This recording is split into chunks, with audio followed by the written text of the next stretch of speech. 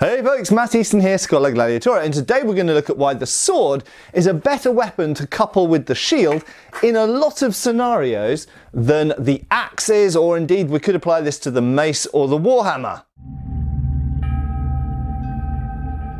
So I've been racking up a fair number of these videos now over the years, talking about the comparison between the sword and various other weapons that you could couple with a shield.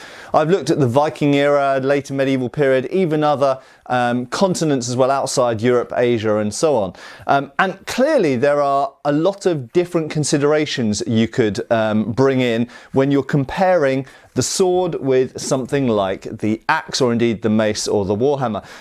Those weapons tend to be cheaper to make. They're not always. You can get cheaper swords from history, and you can get more elaborate and more fancy battle axes from history. But before we go on, a word from our sponsors at Raid Shadow Legends. So Raid Shadow Legends is a game you can play on your PC or your mobile. Raid Shadow Legends is a hero collection turn-based fantasy combat game with over 400 heroes to collect. And one of the best parts is it's completely free to play. I've been playing myself for over a month. And I've not spent a penny. When you get new heroes, none of them are useless, because any of those that you don't want to keep, if you don't think they're that good, you can use them to power up your existing champions. When you get new shards, you can actually go to the portal where you can get new champions. So I'm going to open up some now and see what I get. Who's this going to be? Ah, sweet, the Templar level 1. Look at that axe and shield. How appropriate to this video is that? Let's summon another hero. Oh, he's fairly chungus. Look at that, the Fortress Goon level 1. Let's summon another one. Oh, Chitis level 1, 4-star. I'm loving black and yellow, scholar colours. Black and yellow, black and yellow, black and yellow. I'm going to keep this dude. Look, he's bald and he's black and yellow. It's me! Challenge yourself to your edge in the ongoing tournaments. Compete against the entire raid community while fighting the Spider's Den, Ice Golem's Peak, the Almighty Fire Knight or the Notorious Dragon in order to win awesome rewards and rare artifacts.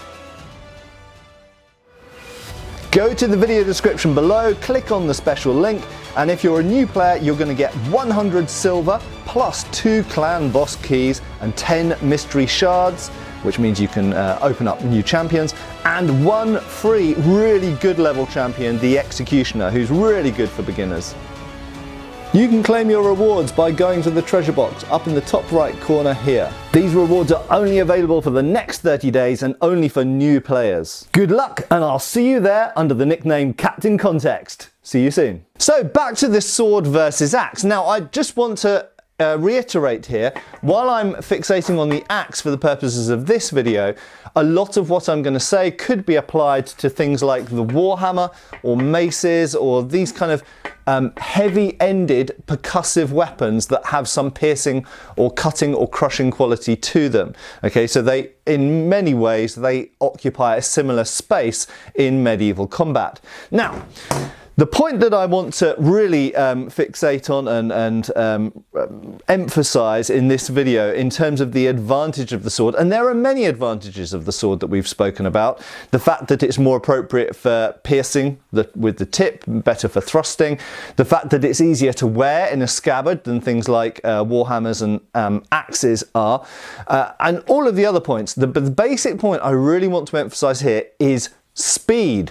Now, speed is not something that can be underestimated, how important that is in combat. And the fact that these weapons are nimble and can move around to different places very, very quickly, because the weight is down towards the hand and they are balanced, finely tuned fighting instruments, really gives them an edge in lightly armoured or unarmoured combat against things like axes. And as I've said in previous videos, and hopefully you're all pretty aware of now, weapons like axes and maces and warhammers are really weapons that come in when armour becomes more of a consideration. So if you and your opponents are wearing a certain level of armour, so at least mail shirts, but certainly once we get into the age of gambesons, and bear in mind that gambesons didn't really come around until about the 12th century, probably thereabouts. So if we're looking at the earlier medieval period, They have mail shirts, but they don't have gambesons yet. So mail shirts don't actually have very much shock absorbency to them. So they might resist cuts and thrusts, but they're not going to resist heavy impacts from bludgeoning weapons that may also have a spike on them or whatever else. So these weapons very much come into their own when armour becomes a consideration. But if you're fighting against people who don't have very much armour, and you might think, who are those people? I'll come to that point in a minute. But if you're fighting against people who either have little armour or no armour, then swords really are a superior weapon most of the time because they're quicker. Why is being quicker so important? Well, I'm going to put the shield down for a second. So, when we're talking about combat between two weapons, if you say one person's got an axe, one person's got a sword, yes indeed, if you get hit by this axe, it's going to be absolutely devastating, okay? It is a weapon which balances, I'll show you there, it balances very close to the head, okay? Quite simply, it's the reverse of a sword in terms of balance. So fix in your mind roughly the distance from the end of the weapon that I'm balancing towards the hitting end. Now let's take the sword and flip that around, and it's basically the exact same in reverse. And yes, some of you might be thinking, anybody who's looked at Talhofer for example, that indeed there are some medieval techniques where you actually strike a person in armour with the hilt end of your weapon. We're not going to consider that here, but just so you're aware of that. So these weapons in many ways are almost opposites in terms of how they balance. And it's not all about balance as well, although it's connected to balance. We're talking about inertia here. So to move this type of weapon, because the weight is towards the hand, you can now move the weapon very quickly and nimbly to different targets with the edge or with the point from different angles. And in addition to that, because it's narrow at the end, if you're fighting with shields, then it means that it's easier in some ways to get your weapon around the opposing shield because it is a narrower and less obstructing object, which is able to get into gaps and come around places. These kind of sneaky little movements are not something that you really do very much with this type of weapon. Yes, indeed, there are some other advantages I've spoken about in previous videos, such as hooking an opposing shield, absolutely, or even coming around if a person puts their shield up and the axe will come over the edge of it and hit you anyway in some cases, especially if it's a particularly long spike or axe.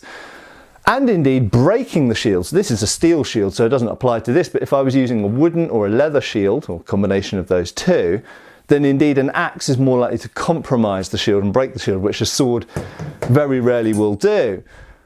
But nevertheless, the fact that this is a much quicker and nimbler weapon means that, if we put the shield aside again, it means that I've got a lot more options to do with the sword, and it's a lot quicker to attack.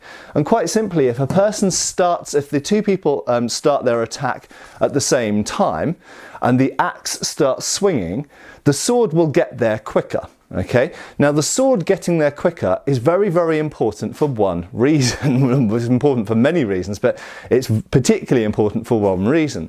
If these two weapons are coming in, the sword is going to hit first. And that may mean, depending where the strike lands, that may mean that the axe strike never gets to its target. In one very simple example, say for example someone starts to swing an axe at your head, you're able to move your sword quicker, so you simply intercept their arm with your sword. You wound them and hit them all in one go. So to mention Talhofer again, we've got this technique where the cut's coming in and he simply interposes his blade underneath the person's cut as it's descending. Equally, you can oppose and thrust at the same time. So you can block the line into the person's arm and put the point in. Or quite simply, if the blow's coming in like this, okay, so if you imagine it's coming in from the right, whoop, inside of the arm open, bear that in mind, and hand as well, unprotected hand, assuming we've not got gauntlets on. So the blow's coming in from here. I can move my weapon quicker. Even though we've started at the same time, I can go smack straight into the person's incoming arm and chop their arm off, or at least disable it, or even just stop it, but I can hit first. So having a quicker weapon is, number one, super important for being able to get into different places quickly. Number two, it means you can intercept the incoming blow before their blow can land. But there is another important thing as well. So don't just think about single blows, think about multiple blows. So I'll put the shield on for this. So imagine, it doesn't really matter whether I use a shield or not, but we're talking about shield combat here, so I'm going to do this anyway. Imagine that you have hit a person once and you want to hit them again. Oh, round here, you want to hit them there, you want to hit them there. Wherever you're hitting them, okay, whatever you're doing with your shield at the time, okay, this is about as quick as you can move this particular axe. Yes, there's variation between axes, you do get lighter axes.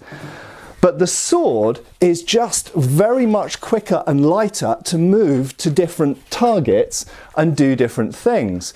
It's just much more nimble. So not only do you get to hit first, but you also potentially get to hit second and third and fourth. So this is a weapon which not only can hit first, but can hit multiple times. And if it can hit multiple times, it means that the person with a heavier and slower weapon might not get to hit at all, because they might only be wounded by the first blow, they might be wounded by the second blow, they might be killed by the third blow, or they might be killed by the first blow. But the point is that their first blow won't arrive by the time they're already having to deal with the person with the quicker weapon in their arm or their face or their leg or wherever. Just briefly though, I do want to emphasize that in a real medieval battle scenario where armour of various sorts, helmets, gauntlets, mail shirts, brigandines, whatever are involved, these kinds of weapons like the warhammer and the axe, they start to come back into their own again, because the reality is that unlike a small sword duel or modern fencing or a rapier duel, or indeed just an unarmoured duel in the street in the medieval period with longswords or sword and buckler, it doesn't always come down to who hits first. It often comes down to who hits most powerfully and where. And quite simply, you might find that if a person's swinging an axe really hard, and you might hit them in the arm if they've got a gambeson, for example, hitting them in the arm won't stop their blow. Smack, you've now been hit in the head. Hopefully you get your shield in the way quick enough. But the point is that it's not always about speed when we bring armour into the equation. But when armour isn't so much of a factor, or isn't a factor at all, speed is very, very important. So I don't want you to go away with the idea that using an axe or a warhammer or a mace with a shield is just stupid. Absolutely it's not. In fact, if you're fighting in armour, in many ways it's perhaps a better weapon. Certainly up until we get full plate armour, when thrusting swords start to come back into their own in a way. But certainly in the period when people are wearing a mixture of mail and plate, or just mail and gambesons, things like these axes and warhammers were very, very popular, because they mean that you can just simply lay about a person, hit them with a huge amount of force, not worry about having to look for ways around the armour. You just hit them in the armour and it will have a large amount of effect. And of course, this is still a useful weapon against more lightly armoured people. There is also a detail as well that I want to mention in terms of speed. So speed is also connected to distance, and any of you watching this video who are experienced fencers or HEMA practitioners, or perhaps other martial arts, will probably have thought of this as I'm going along. So we usually in a fight, if you've got a slower weapon, you can skew things to your advantage with distance and also feints. In other words, a ruse, pretending to do something and then doing something else, which mean that even with the slower weapon, you can still get the hit on the person first. So having a lighter weapon doesn't always mean you hit first, and also length comes into this. Now it just so happens that usually swords have a reach advantage over certainly one-handed swords and one-handed axes. Usually the sword has the reach advantage. Although, I'll caveat that with one thing. If we're talking about cuts, then remember that these swords don't cut with the tip. They actually cut around here at the centre of percussion. So actually, if we look at the reach of where we're cutting with these two things, they're actually about the same. So with cuts, they're more equal in reach, although of course it depends on the specific sword, the type of sword, and the type of axe, the specific axe you're using. Also in terms of weight, yes, there are heavier swords and there are lighter axes, absolutely true.